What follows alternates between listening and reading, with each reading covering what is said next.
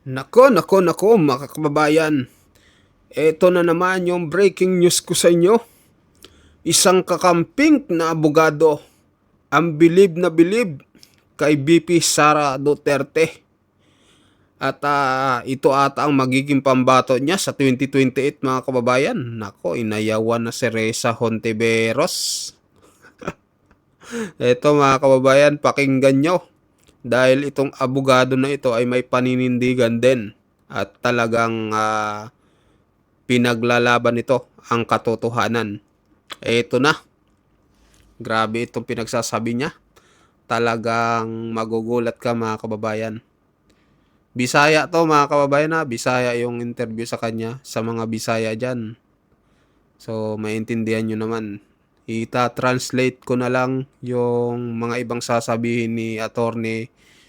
Pero yung iba na medyo malalalim, baka hindi ko nakakayanin, mga kababayan. So, ito na. Para sa posibilidad nga Ulitin natin. VP Inday Sara sa posibilidad nga pagdagan niya sa 2028. Ikaw mismo niingon nga Sara is the woman to beat. She is. Taga ikog rason nganong she's the woman to beat, man, attorney. Nako, she is the woman to beat, mga kababayan. So, itong pinakita ko sa inyo, ito si Attorney Rowena Guanzon na talagang legit nakakamping ito, mga kababayan. Talagang binoto nito si Leni Robredo nung taong 2022 presidential election.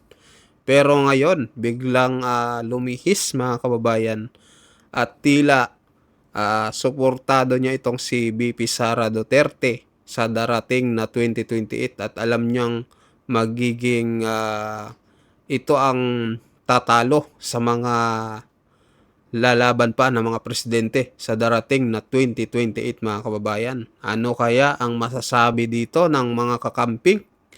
Lalo na ito si Dilima, na galit din kay BP Sara Duterte. Ito rin si Trillanes, ano masasabi kaya niya? Si Reza Hontiveros, pati yung mga congressman, si Renico, si Tenyo, sino pa ba? Yung mga leftist, yung mga tinatawag ng iba ng karamihan na NPA daw na congressman, mga kababayan. Ano kaya ang masasabi nila dito? Dahil isang attorney ang nagbigay ng kanyang statement at matalinhaga ito, mga kababayan, talagang magagalit dito itong mga kakamping, pati itong mga dilawan, mga kababayan. So, pakinggan nyo pa yung interview kay Attorney Rowena Guanzon. Ito na. Lucio interviewed me. Ingon po siyang she's the woman to beat. Maski di sila ganahan nila. Maski dili mo ganahan niya. Kahibalo man mo tanan nga she's the woman to beat. Sa survey lang, dili na sila kasabot nga no maning popularity aning Duterte, mao man ni. Dili sila kasabot. Ay, yun sabi ni Attorney Rowena Guanzon. Sa survey pa lang daw, grabe na. At hindi daw maintindihan ito ng mga kalaban kung bakit ganito daw yung kalakas si BP Sara Duterte. Manggod sa kanang personal connection ba nga element sa popularity ni Sara Duterte. Lahi man to sa digong, lahi man to. Sara Duterte is a woman, a lawyer, a mother, a sister. She shows tenderness. Makita mo, she shows vulnerability, which men do not show, di ba? Pero kung babae ka, those are the kanang characteristics that maka-simpatiya ka. Hindi ba? Why labot nga ang mga Bindanao iya, maduterte kaya. Sabi ni Attorney Rowena Guanzon, yung mga taga Mindanao ay talagang makaduterte daw talaga. Para sa mga Cebuano, mga Bisaya, it's high time nga katsoy nanalo si Digong Yes. na Bisaya na pod, no? At the same time, dili gyud mo tuo mga Duterte supporters. Wala gyud sila na kung sa Ilonggo pa way sila nagbuhin. Way sila nagminus, nagdugang pa sila. Because wala sila gatuo na nangawat na si Sara Duterte. Sa Ayun, yung mga Bisaya daw ay hindi naniniwala na ito si BP Sara Duterte ay nagnakaw. So, yun sinabi ni. Confidential fund nga 125 million. Ayan, sa confidential pa na 125 million. Karon, ang kawat karon sa Romualdez and congressmen, ingon sila nga bilyon-bilyon. Atong Ayun. Pero ngayon daw yung nagnakaw dito si Romualdez at si Saldico, bilyon-bilyon, mga kababayan. kanang mga fans nga. O may untang, o di pa na final, investigate pa na, due process na si Romualdez. Lagi, pero na siya responsibility. Tigil siya kaingon nga, wala siya responsibility. I-compare ni mong confidential fund ni Sara 125, makatawa man ka anak ba? Kana, pangawa. Ayan, yung 125 million daw na confidential pa ni BP Sara ay nakakatawa daw. Kumbaga sa dito daw kumpara daw sa bilyon-bilyon. Ba? Compare ni mo tong bilyon-bilyon. Attorney ka ng pangawa. Compare mo daw sa mga bilyon-bilyon na ninakaw. Kung 1 million, pangawat raman agihapon. Mao na nga wala ako, naingon ko nga ako, di ko ana pabor sa impeachment. From the start, ano? Simula pa daw sa una, hindi na pabor si Attorney Rowena Guanzon sa impeachment kay BP Sara Duterte. Kabalo man ko nga, iya raman to ni Romualdez girito. Ayan, kabalo daw siya na marunong daw siya. Alam niya daw na ito daw ay ginawa-gawa lang ni Romualdez. Okay niya to kung sa, girito okay niya to. Tanawa ni ng Supreme Court At niretoke lang daw ni Romualdez, mga kababayan. karon, wala due process, wala gani Justice Committee meeting, wala gani kita ang kopya si ang Vice President. Matay ka i-impeach si mo Vice President, may kopya wala gyud kagahatag sa iya ha. Unsa man ni blind date? Diyo mingon pa ni mga congressman nga. Oh, she does not have a right to a copy. Unsa man mo diya mga bugo mo? Inyong i-impeach ang Vice President, wa niyo gitaga ang kopya? Cause of the Gusto nila, sabi ni Attorney Rowena Guanzon, i-impeach nyo si BP Sara Duterte, hindi nyo binigyan ng kopya. Nung kopya ng ano daw, yung about sa laban nila kay BP Sara Duterte. So, gustong i-impeach ng Kongreso, pero ito nga lang, gawa-gawa lang daw ni Romualdez. design. Klaro na yun nga, political lang yun nga rito, ba? Papirma. Klaro daw talaga na ito'y politika lang laban kay BP Sara. Pirmahan lang. Pirmahan lang. That's why in the first way sabi ko, ano ako, uto-uto? Kung ako nakalingkod kong congresswoman, kaya waman ko gipalingkod ni Romualdez, kaya manggihapon ko musugutan, bakit? Uto-uto ba ako? Ano ang ground? Tapos yan, hindi man lang yan dumaan sa committee ka. Daog lagi sa Supreme Court. Yung muna ningon sila nga, DDS daw ko, kay anti-impeachment ko. Ang mga bugo, manikayong. VP Inday. Ayun, mga kababayan. So, ano masasabi nyo dito sa pahayag ni Attorney Rowena Guanzon sa pagsuporta niya kay BP Sara Duterte? At doon naman sa mga kakamping, anong opinion nyo dito? No?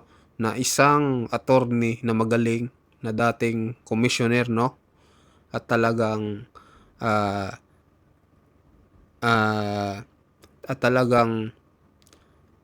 binoto din si Leni Robredo noong 2022, ay ano masasabi nyo dito sa pahayag niya na suportado si BP Sara Duterte sa pagka-presidente sa 2028?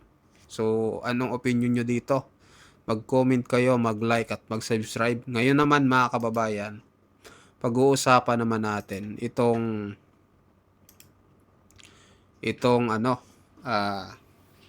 anim na senador na posible daw umano, mga kababayan, na umalis sa majority dahil nga ayaw na di umano sa pamumuno nito ni Ping Lacson at ni Tito Soto.